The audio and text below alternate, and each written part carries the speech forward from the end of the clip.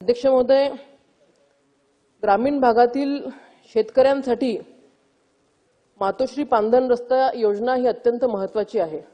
माझ्या मतदारसंघामधला जर का विषय अध्यक्ष महोदय घेतला तर माझ्या मतदारसंघामध्ये 762 किलोमीटरचे 612 पांधन रस्ते त्या ठिकाणी अध्यक्ष महोदय मंजूर आहेत, परंतु त्याच्यापैकी फक्त 91 रस्तेच त्या ठिकाणी आम्ही पूर्ण करू शकलो।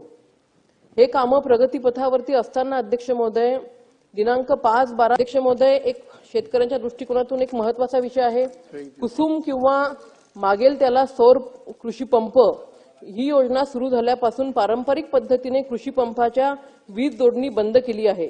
यात ज्या शेतकऱ्यांनी वीज जोडणीसाठी पैसे भरून पेंडिंग आहेत अशा शेतकऱ्यांना सुद्धा सौर कृषी पंप देण्याबाबत सक्ती केली जात आहे।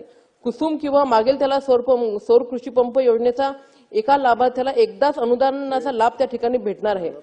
पारंपरिक पद्धतीने वीज जोडणी बंद केल्याने एका शेतकऱ्यांची अनेक ठिकाणी शेती असल्यास त्याला पारंपरिक पद्धतीने कृषी पंपाच्या वीज जोडणी मिळत नाही आणि सौर पंप ही मिळत नसल्याने अशा शेतकऱ्यांना त्या ठिकाणी मोठी अडचण त्या ठिकाणी आलेली आहे। अध्यक्ष महोदय, माझी विनंती आहे की पारंपरिक वीज जोडणी सुद्धा आपण त्या ठिकाणी सुरू ठेवावी, जेणेकरून सौर पंप ज्याला मिळालेला आहे आणि दुसरीकडे त्याची जिथे शेती असेल त्या ठिकाणी त्याला पारंपरिक पद्धतीने अध्यक्ष महोदय आपल्या शेतीला त्या ठिकाणी प्रगत करता येईल। अध्यक्ष महोदय, एक महत्त्वाचा विषय त्या ठिकाणी सांगते।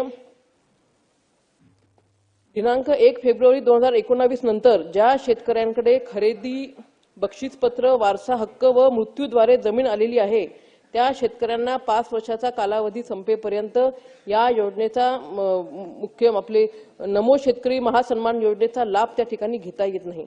अध्यक्ष महोदय, दिनांक 21 जून 2024 रोजी उपयुक्त मार्गदर्शक सूचनेस 5 वर्ष पूर्ण झालेले असल्याने दिनांक 25 जून 2024 रोजीच्या पत्रांद्वारे केंद्र शासनास अट शिथिल करण्याबाबत विनंती केलेली आहे असं प्रशासनाकडून त्या ठिकाणी उत्तर मिळालेलं आहे, परंतु अद्यापपर्यंत जे शेतकरी वंचित आहेत त्या शेतकऱ्यांना केंद्र सरकार आणि राज्य सरकार अशा दोन्हीही योजनेचा लाभ त्या ठिकाणी मिळत नाहीये। आणि अध्यक्ष महोदय, नमो शेतकरी योजना ही योजना तर आपल्या महाराष्ट्राची आहे, त्याच्यामुळे माझी विनंती आहे की केंद्र सरकारच्या कुठल्याही सूचनांची वाट न बघता किमान महाराष्ट्रामधून जी आपण योजना सुरू केलेली आहे शेतकऱ्यांसाठी त्या संदर्भातला पॉझिटिव्हली निर्णय आपण त्या ठिकाणी शेतकऱ्यांसाठी अध्यक्ष महोदय घ्यावा। अध्यक्ष महोदय,